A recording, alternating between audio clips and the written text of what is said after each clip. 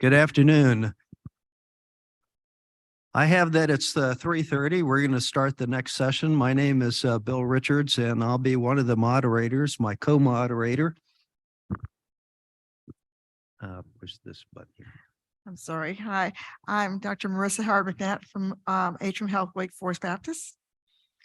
Okay, so we'll try to remain on time and utilize our time wisely. So I'll ask the first paper to be presented. It's number 33, utilization of a circulating tumor DNA in the surveillance setting to detect recurrent disease. Dr. Dale, Gibbs, and Conforti from Atrium Health. I want to first say thank you to the So Southeastern. put on your. Well, let's turn this on first. I'd like to first say thank you to the Southeastern Surgical Congress for allowing me to present this data today. And we're going to talk today about utilization of circulating tumor DNA in the surveillance setting. Here are our disclosures. So as we know, after primary treatment of cancer, patients will undergo a surveillance follow-up program. Despite being treated with a curative intent, many patients are going to still undergo recurrent disease or metastatic disease. NCCN guidelines helps give us guidance on how we follow these patients in the surveillance setting. However, we know that some of these recommendations can be flawed. For instance, some tumor markers, when available, are sensitive but not always specific. We also know that not all tumor types are recommended to have radiographic follow-up.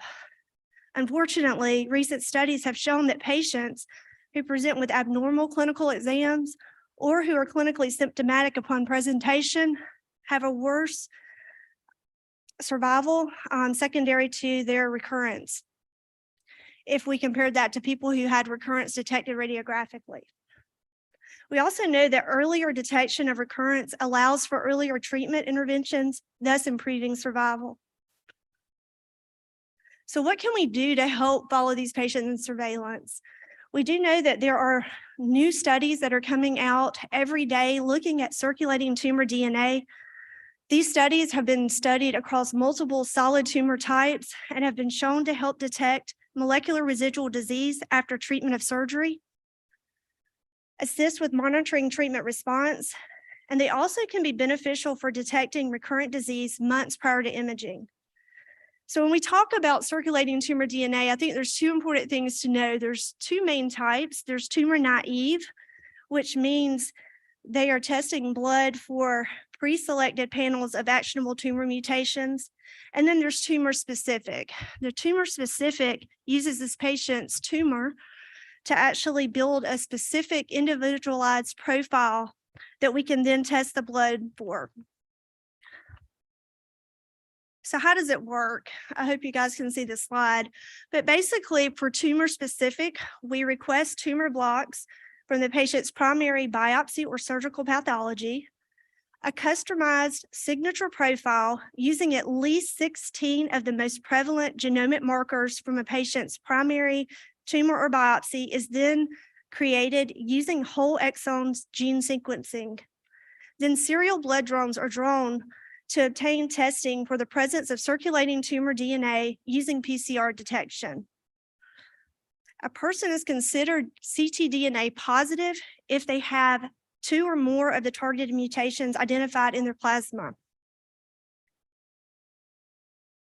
Our study was a retrospective study that looked at patients from August of 2021 to December of 2022. All patients were undergoing surveillance after having resection of their primary tumor. All patients were classified as stage 1 to 3, and they were all deemed NED or found to have no evidence of disease based on clinical or radiographic examination. Patients in the study were considered high risk based on the genomic makeup or biomarkers of their tumor, based on node positivity, and based on early age of diagnosis. All patients in the study were also being concurrently followed with NCCN guidelines. So we identified 55 high-risk patients who underwent circulating tumor DNA as part of their surveillance. Of these 55 patients, 22 were breast cancer patients, 16 were colorectal patients, 16 were melanoma, and 1 patient was pancreatic cancer. This study breaks down what we found with the 55 patients. Of the 55 patients, there were 7 patients who had ctDNA detected in their blood. Of those 7 patients, 6 were found to have recurrent or metastatic disease. Now, you're probably asking, well, what about the 7th patient? Why didn't they have recurrent disease? So to kind of go back and talk about that person, that patient was a stage 3 melanoma patient who had just undergone resection of her tumor. Her initial blood draw was done 4 weeks post-operatively. After that, she was placed on immunotherapy. By the 2nd blood draw, she had already received 1 cycle of immunotherapy, and her ctDNA had gone to 0. All consecutive blood draws for that patient have been 0, and 7 months out, she has shown no evidence of progression. The other thing interesting about this study are the 48 patients who had non-detectable ctDNA. So after further analyzing those patients' charts, we found that none of them to date have had any evidence of recurrent or metastatic disease, which is pretty significant because within those 48 patients are our young triple negative patients who we can't follow with radiographic imaging because there's no indications and insurance simply won't pay for it unless they have symptoms. So I want to take a closer look at the 6 patients who presented with positive ctDNA who had metastatic disease. Of those, there were 2 colorectal patients, there were 3 breast cancer patients, and there was 1 pancreatic patient. Of those, 4 of the 6 patients went on to receive further adjuvant treatment. 2 of the patients, which were breast cancer patients, did not receive further treatment, 1 because the patient refused, and 2 because the patient was ineligible because of her performance status. I also want to, if I have time, yes, I want to also make mention of the 2 colorectal patients. So as I mentioned earlier, we were following these patients along with NCCN guidelines. Both of those patients had had CEA levels as well as CT scans, which did not show evidence of recurrence. Their CEAs were both normal, but the ctDNA, when was positive, allowed us to obtain a PET scan, which then further confirmed their metastatic disease. Both of them have continued on systemic treatment. So in conclusion, our study, even though it's a small study, does support the utilization of ctDNA in the surveillance setting alongside current guidelines is a more aggressive way to monitor patients. ctDNA was identified in 7 of the patients, whereas 6 of those were proven to have metastatic disease. Study limitations include that this was a retrospective study. It was also a small group of patients. So I do think additional studies are needed and are being done. Studies to look at improving survival based on if this test helps us prove metastatic disease early, if that can help with survival, and also if this would help with surveillance guidelines. I'll open up to questions.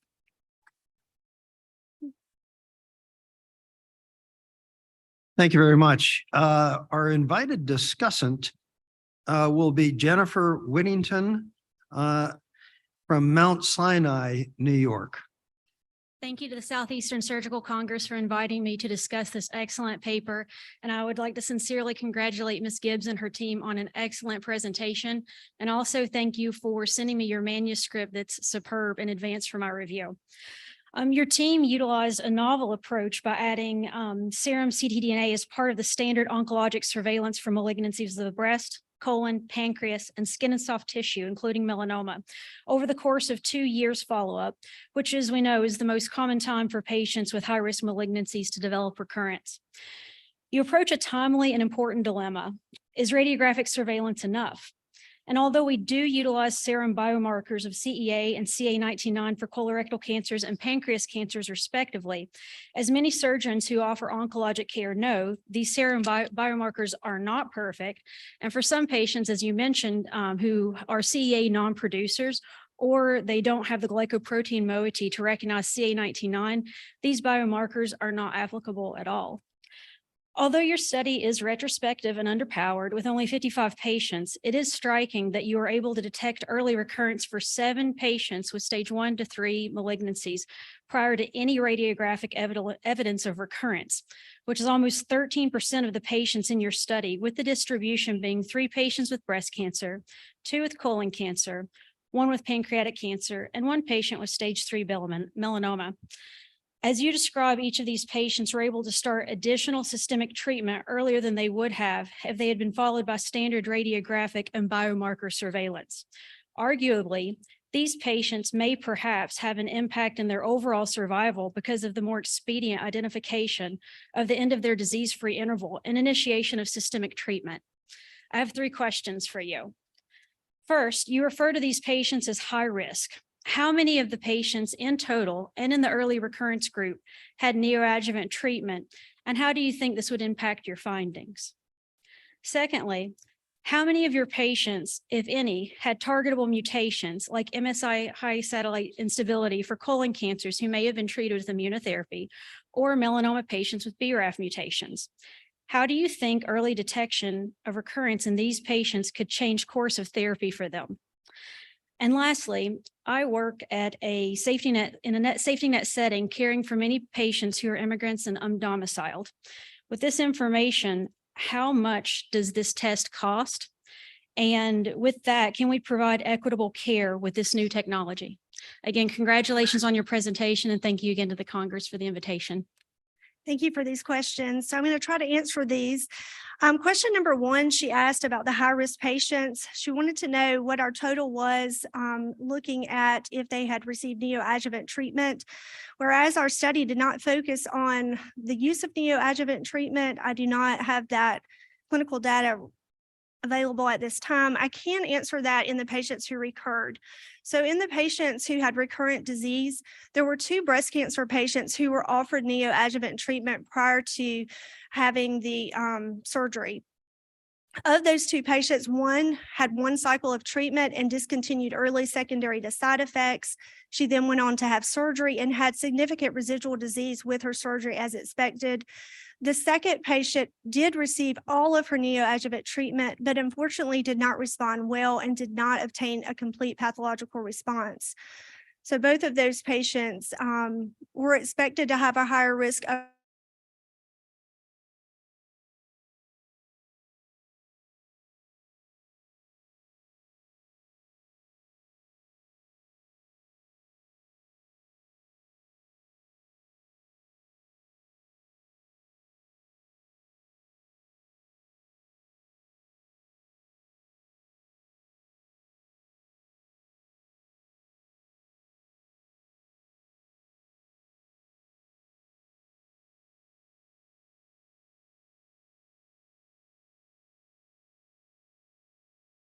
treatment and find metastatic disease, the better we can treat and control it. So I do think it is beneficial in helping with that. And the third question talks about the cost of the test. I will say that Medicaid and Medicare both recognize this test and have approved it and are pay sources for this test. Out of pocket for patients who don't have insurance typically runs around $395, which can be burdensome to patients, but all of the programs do offer a patient assistance program to help with that if needed. Again, that was a great talk. I was looking forward to this when I saw it on the agenda. This is really interesting technology that seems very helpful. It is not standard at my institution or most of the places that I'm aware of. Why wouldn't this become a standard of care for patients with all cancers? It seems to work agnostic of cancer type. So I have to say, I do think eventually this will become standard of care and will meet NCCN guidelines. Of course, before anything meets guidelines, we have to have multiple studies that show the efficacy of it, which are being done and have been done. There are multiple studies, again, around all the tumor types that are solid tumor types, showing that this does work, how it's effective. At the San Antonio Breast Conference recently, they even presented data using this in the neoadjuvant setting with breast cancer patients. The study basically was looking at risk stratification of the patients. It showed that patients who had complete response and addition to negative ctDNA after neoadjuvant treatment had increased survival. It also showed, interestingly, that patients who cleared their ctDNA after surgery but did not have a complete pathological response after neoadjuvant treatment still did better than those who just had complete pathological response alone. Dr. Bland? Thank you. Thank you, Bill. I enjoyed his paper very much, Dr. Dale. Question is, as you know, many biomarkers have been utilized, and there are few, like we know, that have crossover loss of specificity, such as the I'm blanking on the name of the other. The most common we use in colon, but it is actually interfered with if you had pulmonary disease, intestinal inflammation, particularly chronic Crohn's and or ulcerative colitis elevates the level of those tumor values. So my question is the specificity of your drug. Do we know that? And it is FDA approved, you were saying, right? Yes, sir. So it is FDA approved. There is disparate sensitivity and specificity across the tumor types, but I will say it's greater than 90% in all of them. Sensitivity and specificity. Yes, sir. Okay, thank you very much. Dr. Stewart? John Stewart from New Orleans. So as I look at the population that you deal with, this is a very heterogeneous study group, right? You're across 3 stages, across multiple histologies. What are your findings, or what are your plans in terms of coning this down to a larger population for a future study? Is that in the future, or will you continue to use heterogeneous populations for your follow-up? So that's a great question. I will say that this was a retrospective study, but as we move forward with more prospective studies, we do plan to individualize a little more at looking at specific tumor types and how this can help those in survival. What a fantastic talk. Thank you for the discussants and questions. Thank you very much.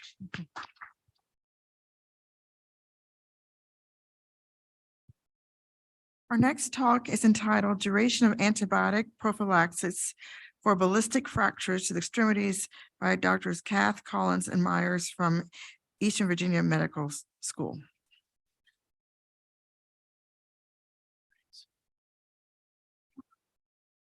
Hello, everyone.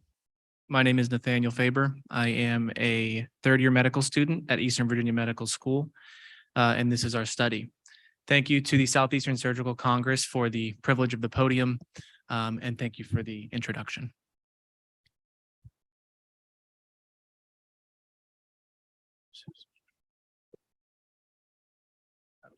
Okay, sorry about that. No conflicts of interest to disclose. Over the past 2 decades in the United States, the number of gunshot wounds and ballistic fractures has been increasing. Infections represent a significant potential complication of these wounds. Many of these injuries involve the upper extremities and the lower extremities, constituting what we call a ballistic extremity fracture.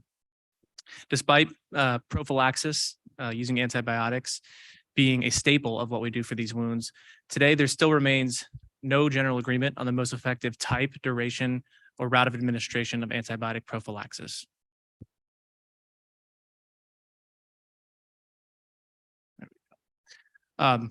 We're particularly interested in the duration of antibiotic prophylaxis and whether or not it's truly necessary to decrease the likelihood of subsequent infection. Using a cutoff of 48 hours to define greater than or less than, using it greater than or less than 48 hours to define prolonged versus non-prolonged antibiotic prophylaxis, we hypothesized that there would be no difference in the likelihood of infection between study groups. To that end, we conducted a retrospective chart review of all ballistic extremity fracture patients who presented to our level 1 trauma center over a 10-year period. We included any patients aged 18 through 89 with a ballistic extremity fracture, provided that they also had follow-up at least 3 months after their initial hospital presentation. We excluded any patients with concurrent fractures to the clavicles, scapulas, the axial skeleton, or the hip bones, any patients with concurrent injuries to the thoracic, abdominal, or pelvic cavities, and any patients who needed antibiotics for any other reason besides their fracture. We screened 1,611 total fracture cases. 231 patients met our inclusion criteria, but only 193 were included due to follow-up considerations. 95% of our patients were male. 85% were African-American. The average age was 29.3 years old. About a quarter were obese, and 70% actively used or had used tobacco in the past. All of our patients received antibiotic prophylaxis. We had about a 50-50 split between patients who received greater than or less than 48 hours of antibiotic prophylaxis, and our total infection rate was 12.4%. This graph here is a visual depiction of our first chi-squared analysis, comparing the number of infections between those who received less than or greater than 48 hours of antibiotic prophylaxis. If you're unfamiliar with how a chi-squared analysis works, essentially the black boxes here are calculated values, and they're the number of infections we would expect to see in each of our groups, given that there's no difference in the likelihood between them. And we compare that to what we saw in real life, which is in the lighter boxes here. And what we found is that the likelihood of infection was actually greater among patients who received longer antibiotic prophylaxis duration, which is a bit counterintuitive because we typically think more antibiotics, less infections, not more antibiotics, more infections, unless we're thinking long-term in terms of resistance patterns. But we wanted to dive a little bit deeper into this finding because not all ballistic fractures are created equally. Some involve the joints, there are different wound severities, some undergo operative management, some do not, and so on and so forth. In our subgroup analyses, among those who underwent operative management, among those who had a fracture involving a joint, among those who had a fracture not involving a joint, and among those who had isolated lower extremity ballistic fractures, we saw that, again, the likelihood of subsequent infection was greater among patients who received longer antibiotic prophylaxis time. Among those who didn't undergo operative management and among those who had isolated upper extremity ballistic fractures, we saw no significant difference in the likelihood of infection between those who received prolonged and not prolonged antibiotic prophylaxis treatment. And then when we broke our patients down by wound severity based on Gustilo grade, we also saw no difference in the likelihood of subsequent infection between those who received prolonged and not prolonged antibiotic prophylaxis. A few other points for the sake of our discussion. We didn't have any significant comorbidities related to the use of antibiotics, including C. diff infection and Stevens-Johnson syndrome. When we compared the likelihood of infection between Gustilo-Anderson grade 1 and 2 patients combined and Gustilo-Anderson grade 3 patients, we saw no difference in the likelihood of subsequent infection, although we did approach a significant value with a p-value of 0.06. And then on average, patients with Gustilo-Anderson grade 3 wounds, so the most severe, received longer antibiotic prophylaxis duration than patients with less severe wounds. Across all analyses in the current study, we didn't see a single instance of correlation between prolonged antibiotic prophylaxis and a decreased likelihood of subsequent infection. We think that this is evidence that there appears to be no clinical benefit to the use of prolonged antibiotic treatment, at least using a cutoff of 48 hours. But the question still remains, why are we seeing more infections in patients who receive longer antibiotic prophylaxis treatment? And we think the answer lies in confounding due to wound severity. If we look at the bottom arrow here, we showed in this study that longer antibiotic prophylaxis duration is correlated with an increased likelihood of infection. We also saw among our patients with the highest severity wounds, Gustilo-Anderson grade 3, they tended to have longer antibiotic prophylaxis duration on average. What we didn't show, but we came close to showing with a p-value of 0.06, is that higher wound severity is independently correlated with an increased likelihood of infection. It is worth mentioning at this point in the talk that Gustilo-Anderson grade is a validated method to analyze the likelihood of a subsequent infection. We just haven't found any studies that are adequately tailored to specifically ballistic fractures to the extremities. And then lastly, it is not lost on us that this is a retrospective chart review and that prospective randomized control trials need to be done in the future to strengthen the results of the current study. Thank you very much for your time and attention, and we'll open it up to questions. Our invited discussant of this abstract is Dr. Adrian Ong from Reading Hospital. I'd like to thank the Southeastern Surgical Congress for the privilege of discussing this very important work by Dr. Faber and colleagues. The main message here seems to be that there's no advantage to prolonging antibiotics beyond 48 hours after open fractures due to ballistic injuries. All institutional protocol is similar. We have a stop of 48 hours unless there's planned reoperations. So I agree with your message. I just have a few questions. One is, how did you define infection? So there's many severities, with all these orthopedic infections. There's superficial surgical infection, there's deep surgical site infection requiring, debridement. And then there's chronic situations with osteomyelitis and non-union, et cetera. So did you see any differences between the two groups in terms of infection severity? Second question is that I think you alluded to that. The patients in the Gustilo grade 3 group had, in general, more prolonged antibiotics. I guess a greater proportion had prolonged antibiotics. I was just interested because in your manuscript, you had a 25% rate of infections in those with greater than 48 hours versus 0% when it was less than 48 hours. So I'm just wondering, in your Gustilo grade 3 group, how many actually received less than 48 hours? And then the third question is that have you considered controlling for Gustilo grade and planned reoperations in terms of your analysis that might make a stronger argument for your message? Thank you again. Thank you very much. Very good questions and important clarifying points to make. In regard to your first question, what did we define as an infection? Typically, our infections looked like wound abscesses, cellulitis, osteomyelitis, or essentially any other itis that could be reasonably connected to the ballistic fracture site or the operative management. We relied heavily on the providers actually making the diagnosis of the wound infection within the electronic medical records. I don't remember off the top of my head any trends in regards to the wound severity, the infection severity between our groups. It's not something that we looked at, but it's certainly something to look at in the future. In regards to your second question, in our Gustilo-Anderson grade 3 group, we had 27 total patients. 7 patients received less than 48 hours of antibiotics. 20 patients received greater than or equal to 48 hours of antibiotics, so a prolonged course. All 5 of the infections that we saw within our Gustilo-Anderson grade 3 group were among patients who received greater than or equal to 48 hours of antibiotic prophylaxis. So that's 5 out of 20 for a total of 25%.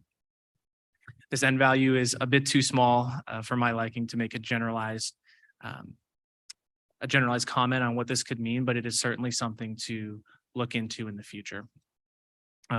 Further research could target this essentially. And then in regards to your last question, we didn't control for the different aspects of surgical management of these wounds, essentially because we didn't want to control down too far to our N values were so small that we couldn't make any generalizable conclusions. To me, the exploration of the operative management of these wounds seems like a natural continuation of what we did here, but it's not something that we particularly looked at.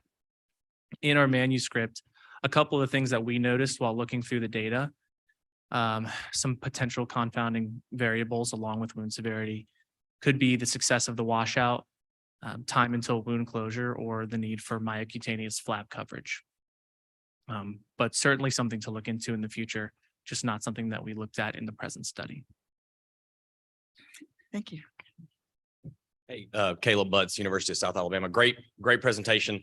I was really impressed with how evenly distributed your Gustilo classification was. Because every orthopod that we have is convinced that every single one of them is a 3. Who made those determinations of what the grade was? Was that done radiologically? Was that done by the trauma attending and their notation? Was that done by the orthopod intraoperatively? That's my first question. My second question, what antibiotics did you use? Did you differ what antibiotics you used based upon the Gustilo classification? Again, great work. Yeah. Thank you. Thank you very much. The Gustilo-Anderson grade was assigned by either the orthopedic attending treating the injury or radiographically. We didn't specify who could make the Gustilo-Anderson grade. Only 124 out of our 193 patients had an assigned Gustilo-Anderson grade, one that we could find. So we took what we could get. Probably anticipated, but most of the patients that we had received Ancef #1, so cefazolin.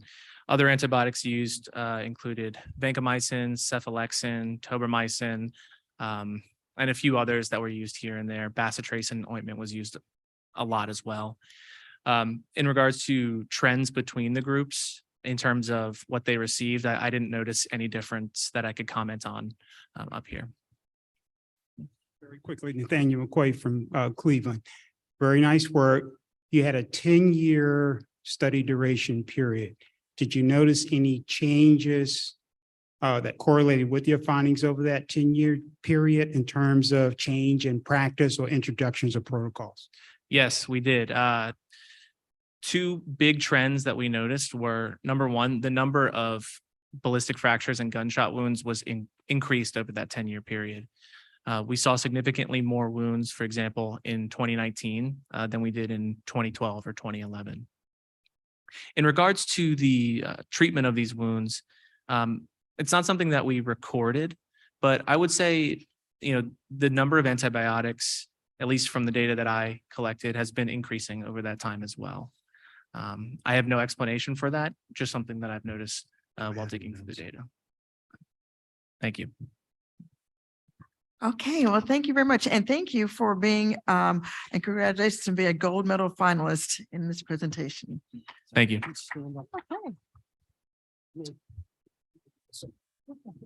Let me get on this side. You get in the center here.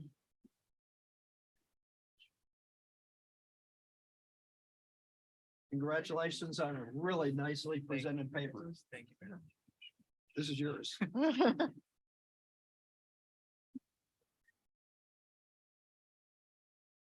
Okay. Our next presentation is cryoablation and surgical stabilization of rib fractures.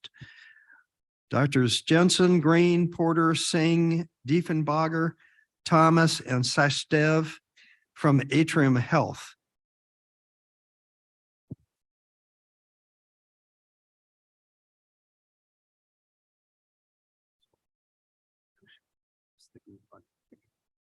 Good afternoon, everyone. I'm Stephanie Jensen. I'm a second-year resident at Atrium Health. And I have a video presentation this morning. Stabilization of rib fractures and cryoablation.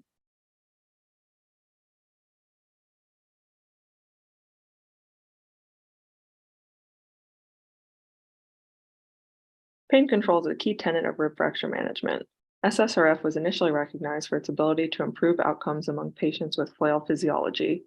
Recent studies have highlighted SSRF's positive effects on outcomes for patients with severely displaced rib fractures without flail chest. Cryotherapy has been found to further improve outcomes among these patients. Cryotherapy was initially developed for treatment of cardiac arrhythmias. The science was later adapted for its use in nerve ablation in pediatric NUS procedures, showing profound effects on post-op pain and recovery for children with pectus excavatum. Likewise, when performed along with SSRF, cryoablation has been found to further reduce post-op pain, hospital length of stay, and post-op narcotic use without significant effects on hospital costs or OR time.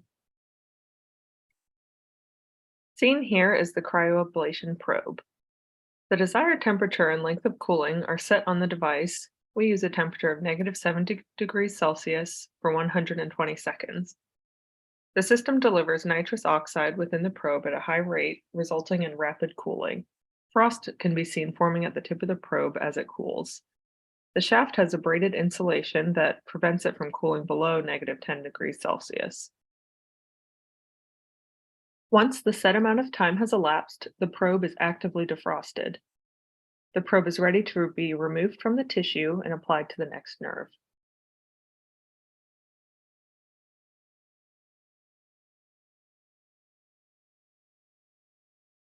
The probe is malleable, as seen here, to allow for targeted application against the neurovascular bundle. It can be used in both thoracoscopic and open procedures. The extreme cold induces Wallerian degeneration of the axons, though spares the perineural structures. Shortly after ablation, the nerve begins regenerating along these intact perineural tissues at a rate of 1 to 2 millimeters per day. This results in 6 to 12 months of analgesia without long-term effects on sensation.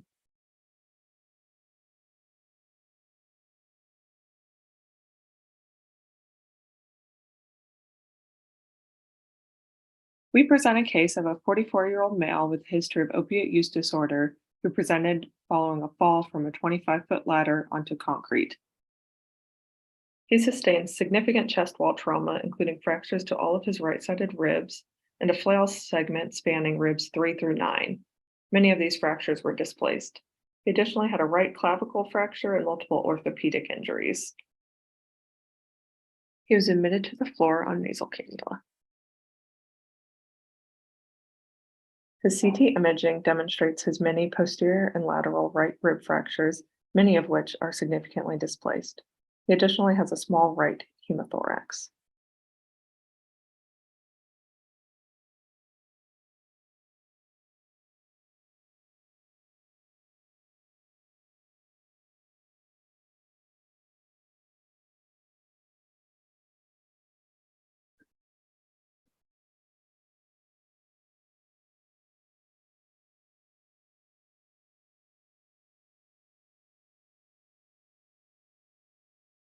He was taken to the operating room on hospital day 2.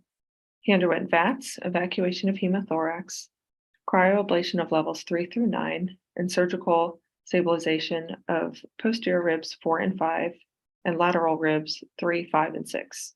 Additionally, he underwent erector spinae and paravertebral spinal block with our anesthesia colleagues. The patient is positioned in the left lateral decubitus position. The procedure began thoracoscopically by inserting a trocar at the fourth intercostal space at the site of his previous chest tube. Adequate lung isolation was found and hemothorax was evacuated. They then proceeded to perform cryoablation. The probe is applied directly to the neurovascular bundle with care to stay at least 2 centimeters from the ganglia and 4 centimeters from the spine. Ribs 3 through 9 were ablated. Ablation is avoided above the third intercostal space, given the proximity of the sympathetic trunk. Similarly, ablation is not performed below the ninth intercostal space due to risk for abdominal wall bulging. Though the shaft of the probe is insulated, preventing it from getting colder than -10 degrees Celsius, it is best to ensure that no underside structures, such as the lung, are in contact with the shaft of the probe.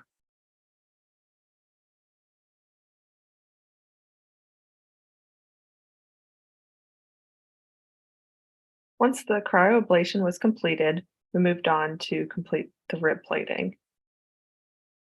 A muscle-sparing thoracotomy incision was made and flaps were elevated, entering into the triangle of auscultation. An Alexis wound protector and a Bookwalter retracting system were used to provide adequate exposure. Displaced fractures on ribs 3 through 5 were encountered. The depth of the rib is measured in order to select the adequate length of screw. A 10-hole plate was selected to provide adequate bridging of the fracture. The plate is shaped to fit the contour of the rib.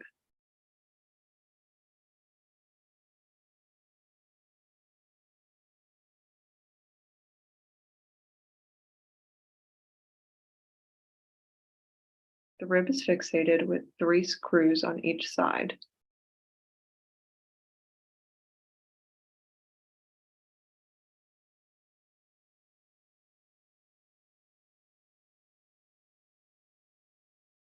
This process was repeated on the 5th rib fracture with care to reduce and fix the rib at the same depth. Next, the latissimus was mobilized posteriorly and the serratus split in order to repair the lateral rib fractures. Fractures 3, 5, and 6 were plated. The thoracotomy incision was closed in multiple layers. A chest tube was placed prior to closure. He was extubated post-operatively and transferred to the floor. Post-operative imaging confirms proper placement of the plates and greatly improved rib alignment. He had multiple posterior fractures which were not plated as they were located too close to the transverse processes and would not allow for adequate plate overlap. He recovered well following surgery. His incentive spirometry volumes improved from 500 milliliters to 2 liters. His chest tube was removed on post-op day 4, and he was ultimately discharged on post-op day 10.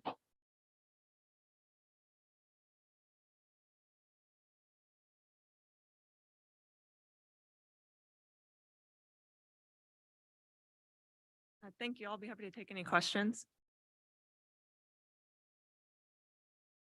Well, this is a really nice video, and while people are coming up to the microphones to make some comments, let me just ask you, cryoablation to -70, there's got to be some tissue destruction. Do you see any slough or venous thrombosis, arterial thrombosis with this technique? In the operating room, typically you don't see any changes to the underlying tissue, merely frost formation. I've never personally and I'm unaware of returning to the operating room to examine the space at a later date to notice any changes to the muscle, but it doesn't have any reported effects on the vasculature. It really targets the nerve. Yes. So Amy Hildreth at Atrium Health, Wake Forest Baptist. I was curious about the role of postoperative imaging. I noticed that you said that you evaluated your postoperative CT and noted the alignment there. So do you routinely get postoperative CT scans in all of these patients? And if so, what do you do about it if something looks just maybe a little off? That's a great question. I expected someone would ask that because we don't typically get post-op CT scans. Typically we get a postoperative chest X-ray. He had a CT scan for another indication at a later date, and so it's nice to include it, but typically we just image with an X-ray. Jay Collins, Norfolk, Virginia. Very nice video. A couple of questions. Have you tried using thoracoscopic intercostal nerve blocks with something like Exparel instead of the erector spinae block as another way to get early analgesia? Then in your experience, how long does it take for that cryoablation to really work? Sometimes it can be quite long or maybe it fails. And I guess the other question, what would be your long-term failure rate of cryoablation, and any thoughts on why that may be? Great questions. For the Exparel question, I haven't personally used the Exparel analgesia. I think at our institution, cryoablation has really gained a lot of popularity, and so that's the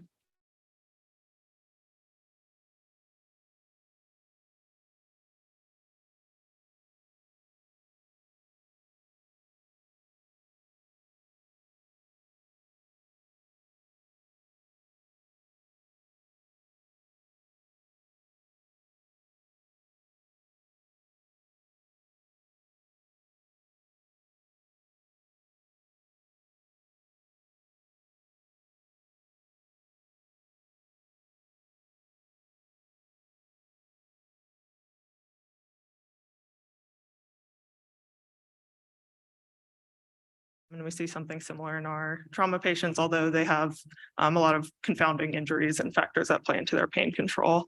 As far as failure, I'm not unaware of any data on failure rates. It's a cryoablation in the rib fracture setting is fairly understudied. There's a few retrospective reviews, and none of which reported any failure rates in terms of just not affecting pain control, but it's a good area for future research. Thank you very much. It was a very nicely presented video. Thank you. All right, our next abstract is titled "The Vagus Mediates Gut-Brain Response to Duodenal Nutrient Administration" by Ross He Townsend et al. And our presenter is Dr. Robert Ross from Pennington Biomedical Research Center.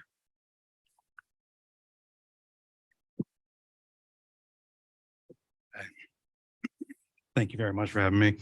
Again, my name is Robert Ross. I'm a, excuse me, research fellow at Pennington Biomedical in Baton Rouge, Louisiana, in bariatric and metabolic research. I'm going to be speaking to you guys today on the vagus nerve and its mediation of gut-brain response to duodenal nutrient administration.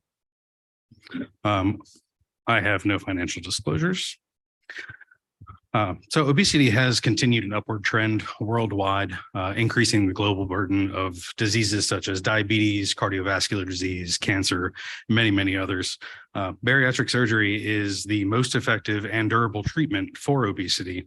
And traditionally, we believed that it worked through a combination of restriction and malabsorption.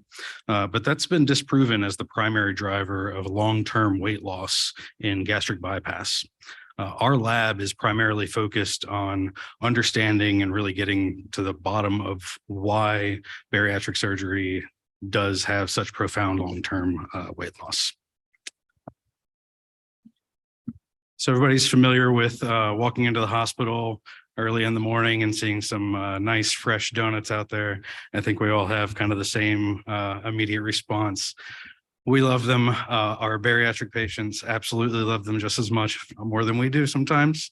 But we have noticed with a lot of our patients that after gastric bypass, they often report changes in food preferences, specifically a decreased motivation for sugary foods and drinks, and an increased preference for healthier fats and proteins.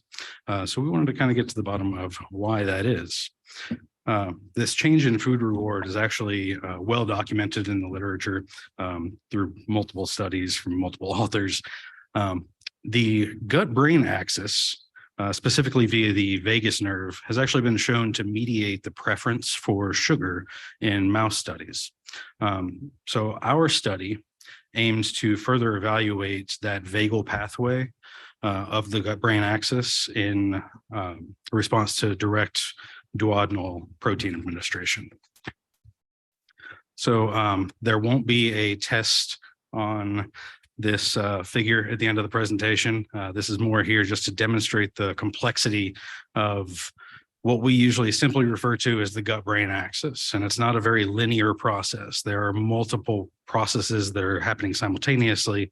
And for the purposes of our study, we wanted to isolate one specific pathway within this very complex network.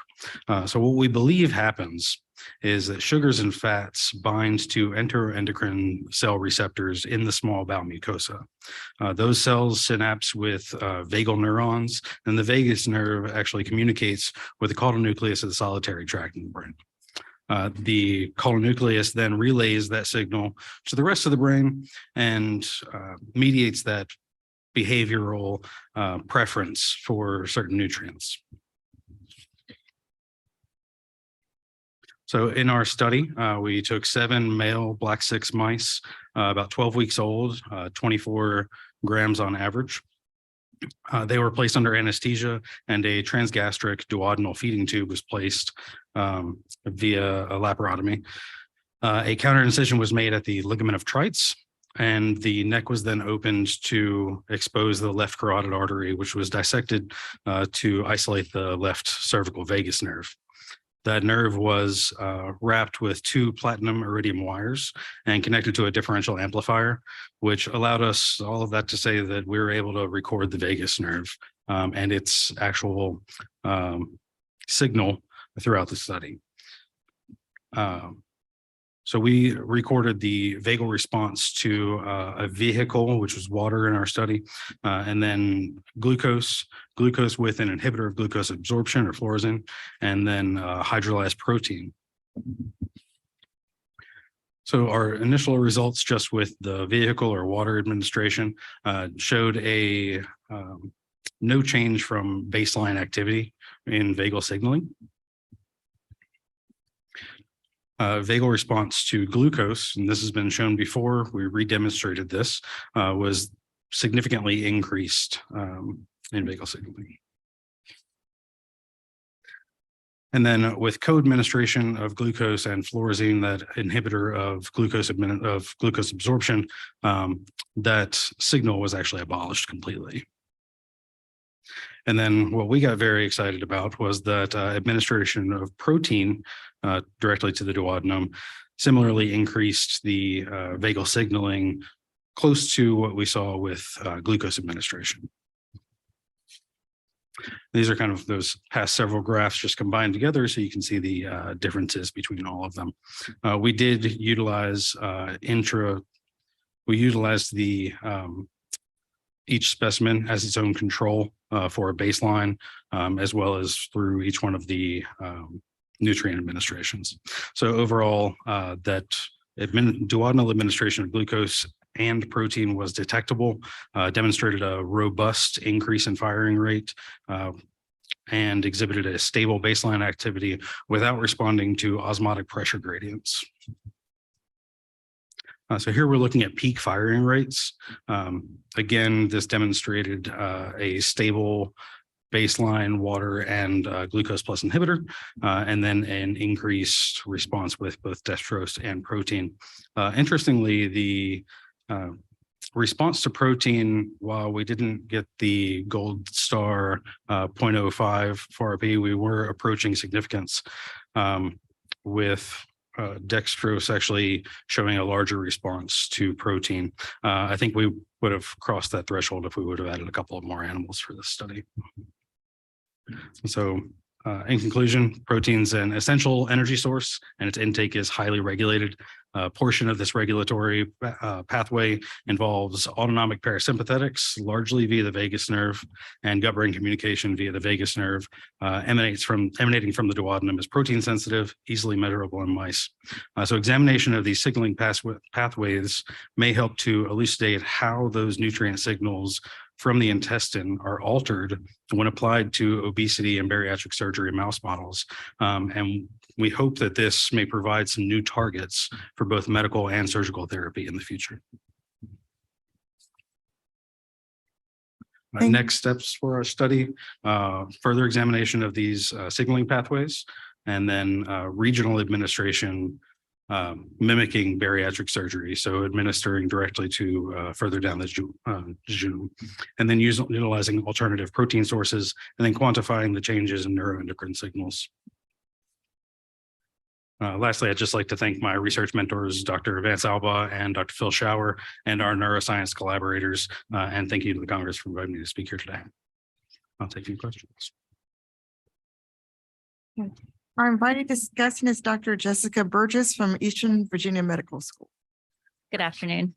Hi, I'm Jessica Burgess, an acute care surgeon at Eastern Virginia Medical School. First, I'd like to thank the Southeastern Clinical Congress, as well as our moderators, for allowing me the privilege of the podium and to be able to discuss your work. I'd also like to thank you for submitting your manuscript to me and congratulate you on what must be some pretty impressive surgical skill to be able to put a less than 1 millimeter feeding tube down a mouse, as well as isolate their vagus. So certainly as an acute care surgeon, I don't have an extensive knowledge on like the neurohormonal mechanisms, but by certainly somebody that's a lover of food and who always finds a way to make room for dessert, I do consider myself somewhat of a content expert on this. I have several questions. So you noted that the dextrose as well as the protein had similar responses. Although when you looked at it as from the change of baseline, it did seem like the dextrose had a slightly higher response rate. I guess knowing that and the initial studies that you presented showing that after bariatric surgery, patients had more of a preference for protein as opposed to the simple carbohydrates, how do you reconcile that those findings? Secondly, you chose to compare protein and dextrose. Is there any thought to also using lipids or high or complex carbohydrates versus simple carbohydrates to compare the response? And then lastly, what are your next steps for this research? Now that we know that the vagus is stimulated by protein, what are sort of the next steps for figuring out how we can better treat obesity and with bariatric surgery? Thank you again for your excellent paper. Excellent. Thank you very much, Dr. Burns. So your first question, kind of reconciling the protein and dextrose. I thoroughly wish that we were a little further along with our studies. By the time I came here today, unfortunately, some of my colleagues were out of the country for a couple months, so we've been on pause. They just got back, so I just got a message about 30 minutes ago that we'll be restarting that. So our looking at protein versus glucose and seeing our patients that have a decreased drive for glucose after bariatric surgery, specifically rheumatoid gastric bypass. I'm kind of waxing poetic here a little bit, but I believe that since what we're showing is specifically duodenal response, I'd like to see what our future studies looking at jejunal response, which will more appropriately imitate what we see in rheumatoid gastric bypass. I imagine that the duodenum may have a larger response specifically to glucose in general than the rest of the gut. And if you are bypassing that vagal response to glucose, then patients may not be having the longer term kind of reward pathway reinforcement, if that makes sense. As far as our plans for lipids and complex carbohydrates, we are planning, lipids have actually been shown in somewhat similar studies, but we do plan to use intralipid as one of our next steps for this, as well as utilizing some different complex carbohydrates, as well as different protein sources, and a kind of full meal, essentially using something like Ensure, where you have a mixture of all of those together. And then your other questions about our next steps. When it comes to something that's this basic, I think it's difficult to see the big picture sometimes when you're looking at data like this. I like to think of it as bariatric surgery is a car that we know drives. We don't know exactly how the engine works. So far, traditionally, we've been more mechanics and not really engineers. So our lab is hoping to really find out the specifics of why is that car drive? Do you need the bumper? Is that essential to the engine? So our steps are, while we're working on the vagal communication, we also have other studies working on the hormonal responses in the gut, both in mice and in human gut, and then direct brain communication as well. We've had some pretty good results with the ventral tegmental area of the midbrain as well. Thank you. Thank you very much. Thank you.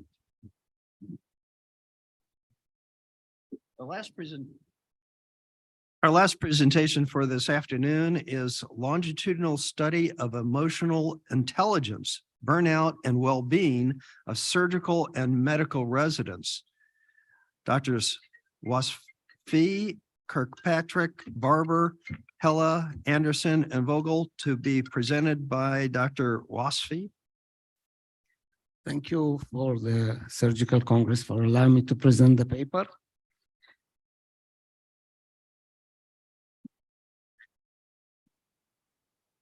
Nothing to declare. At the end of the Second World War, Sir Winston Churchill, in his address to his nation about to recover from devastating war, was the best asset to any society can have is a healthy citizen. And I can add to that, a healthy citizen needs a healthy physician. In the background of our study, we embark on studying our resident in between 2017 and 2018. We took essay and evaluation of their emotional intelligence during the 2 consecutive years to see the effect during their work. Now we know emotional intelligence is increasingly shown to be important to success. It's defined as the ability to manage the emotion of self and other and interact effectively with others, and some research looking at EI in medical students, but relatively little was done on physician during residency. Therefore, we examine the relationship between the emotional intelligence and the burnout and the wellness of the resident. IRB approval was obtained. The survey of our PGY1 in our institution for 2 consecutive years was done quarterly between June, October, February, and May. 85 PG1 resident was invited and 85 of them consented to participate. In the method section, the trial emotional intelligence quotient is a short form. It includes 30 items. It's a validated instrument based on conceptual framework of trial emotional intelligence.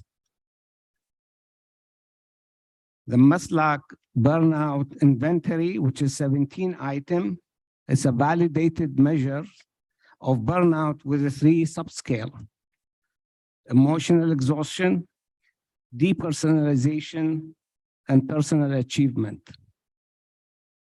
Physician wellness inventory involved 14 items, a validated measure of wellness that's include 3 subscale: career purpose, distress, and cognitive flexibility. Pearson correlation coefficient were calculated as significant of less or equal to 0.5. Multiple group score means for each subscale of Maslach, burnout, and physician well-being were compared using one-way and two-way ANOVA and ANCOVA. A total of 85 resident general surgery,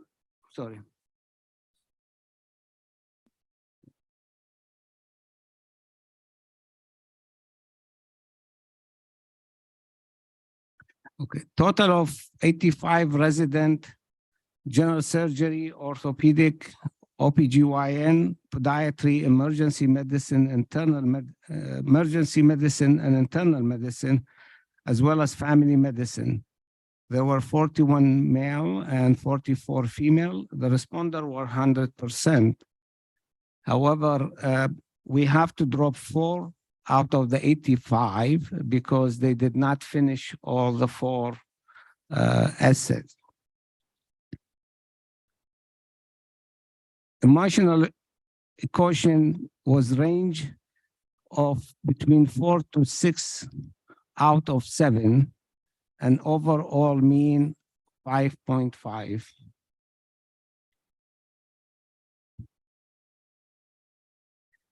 Burnout changes significantly between time 1 and time 4. Emotional exhaustion was increased by 46%, depersonalization by 48%, and personal achievement by 11% decrease.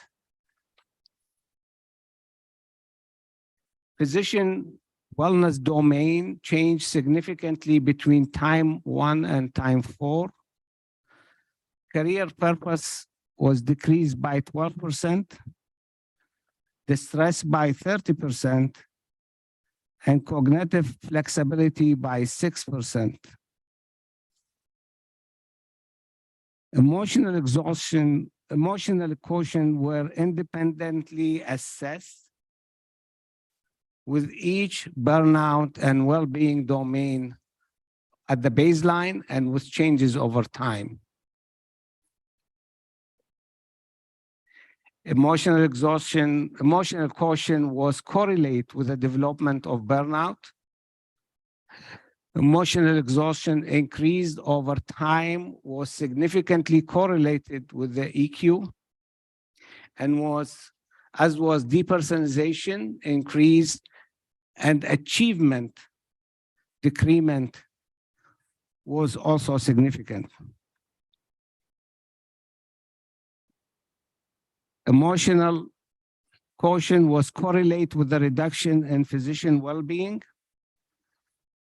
The stress was increased over time, was significantly correlated with EQ. So as career purpose and career and cognitive flexibility. In conclusion, EI is associated with well-being and burnout in individual residents, and thus identify those who require increased support in order to succeed throughout residency training. Thank you.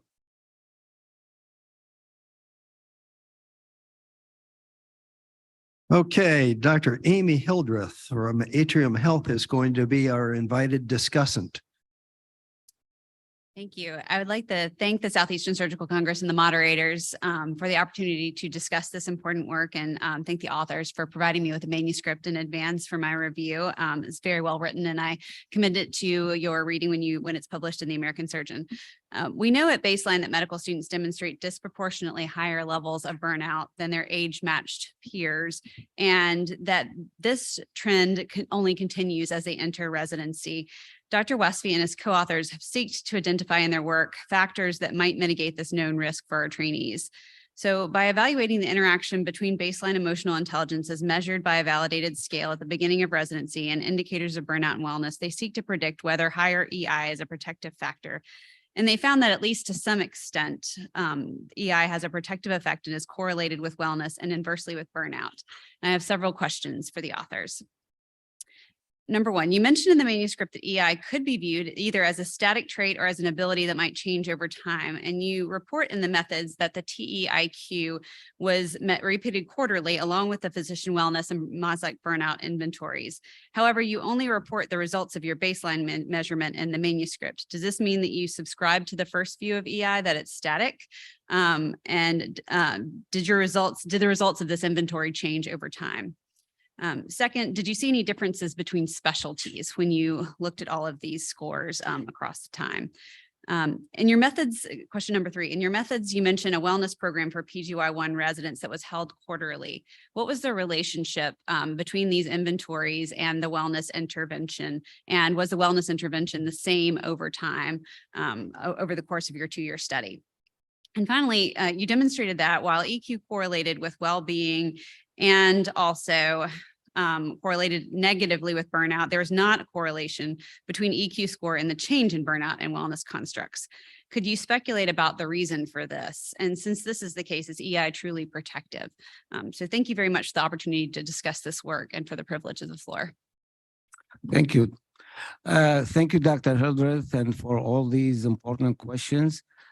Before I answer those questions, I want to point out that this study been going on for 6 years. So we took them from 2017, and we just finished the last assessment in January this year, 2023, for those who are going to be graduated at the end of June.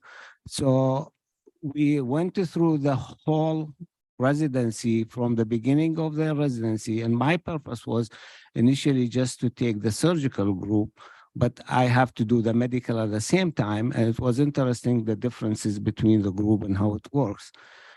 The wellness program, which we run for many years, it's run every quarterly for the first year. For the subsequent years, we offer wellness program at the discretion of the program director, which is done about twice a year. It could be 2 fully days, and it depends on what type of program they want. So to answer your questions, the first questions, EI, from my knowledge and reading from the literatures, it does change. How much it's changed and how that can affect actually the subsequent burnout or well-being, that has to be seen. In our group, we checked the EI in the first year, at the end of the first year, as well as in the subsequent year. The difference was not statistically different, shows any differences. There may be a little slight improvement, but it's really not worth mentioning. It's probably friction than one. So we really did not pursue that as a point to see how they improve by our program. The idea was if our program continue with this, the way it is, it may not add too much to their improvement. We may have to adjust it accordingly to see some improvement. And there is some improvement over the years. So this for the first year is the hardest year, as everybody knows. PGY1 usually suffer most. But the EI remain the same. That's the first questions. And the second questions, the difference in between baseline score of the various tests and their progression over time. Okay, and the specialties, which we didn't do in the first year, because once we start dividing them into medicine and each groups, it become very difficult, become very small number. But in the subsequent year, which I'm pleased to tell you, there is a significant difference between the surgical group and medical group. And I leave it as this until I finish everything, then we'll see how did they do. But there is definitely a difference between a surgical group and those who go for medical group. And the third questions in regard to the method about the survey wellness program.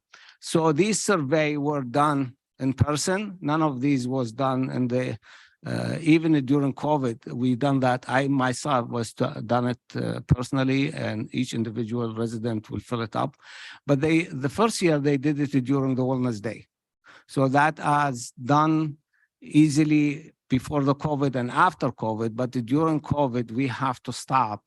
And I have to do it personally outside the range of wellness. We didn't have wellness at that time. But those 2 years, the 17, 18, 18, 19 were done during the Wellness Day. The 4 questions was in regard to the well-being and each of individual subtract of each of these burnout and the wellness. Each of these subscale has a 3. And I am pleased to tell you, they're not all the same thing. In this, our PGY1, the number again, if you start dividing, which we did actually, it become very small. It's very hard to make it. But when I did the whole 5 years, it's obvious that there is a difference when you come to, for example, emotional exhaustion, and the subscale of burnout is significantly more than any other thing is affected by the relation with the EI, and they don't recover from that easily. While on the other hand, on the lower subscale, like physician well-being, if you look at them over the year, the changes in career purpose is not very much affected. So there is a difference in each subscale, but it's not in this current paper. In the future, when we have collected more data, we will present those future. Okay, we have time for maybe one question there at the front microphone. Sure, Paul Dale from Atrium Health, Macon, Georgia. Interesting study. One question, are you utilizing this in the attendings and utilizing it across the board there? And if not, perhaps we should, because obviously there's burnout in that level too.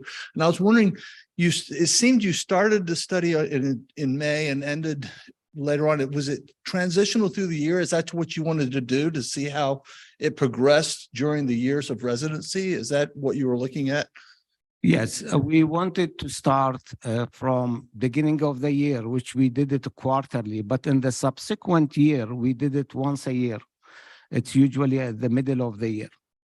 So those 19, for example, 17, 18, PGY1, their next assessment was in January 2019, when they are PGY2. They're just finishing their first 6 months.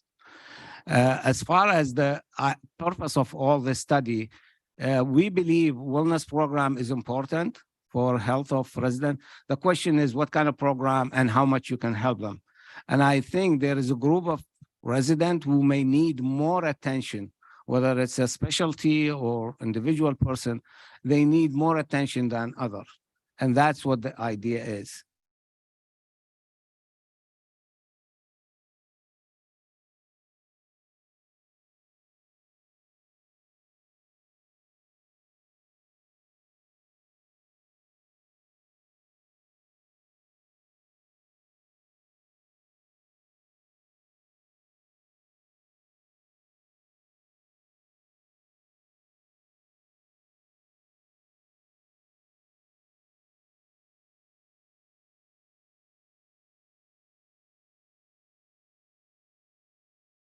The time is near, and that's the end of this session. Thank you very much for your attendance and participation.